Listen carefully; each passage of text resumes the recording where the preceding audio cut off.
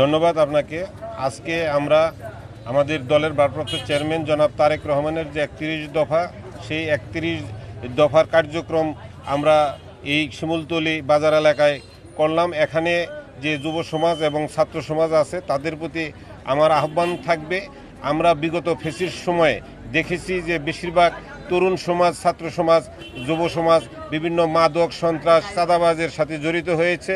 আমরা চাই আগামীতে যে নির্বাচন হবে এই নির্বাচনে বিএনপি অংশগ্রহণ করবে এবং আমাদের যে চাওয়াটা থাকবে প্রথমেই যে এই যুব সমাজ, ছাত্র সমাজকে আমরা এই যে মাদক যে অবক্ষয় আমাদের সমাজ এর থেকে রোধ করা এবং এদেরকে আমাদের যে অভিভাবকবৃন্দ আছে, যারা গার্জেনবৃন্দ আছে, তাদেরকে নিয়ে আমরা সচেতনতার মাধ্যমে তাদেরকে সঠিক পথে এনে লেখাপড়ার মাধ্যমে কর্মজীবী করা, তাদেরকে প্রতিষ্ঠিত করা, তাদেরকে ব্যবসায়ী বানানো, তাদেরকে চাকরির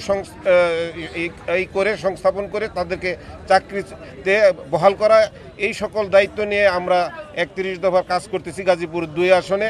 আপনারা জানেন আমি গাজীপুর মহানগর বিএনপির সভাপতি হিসাবে ইতিমধ্যে ধানের শীষ প্রতীক মনোনয়ন প্রত্যাশী।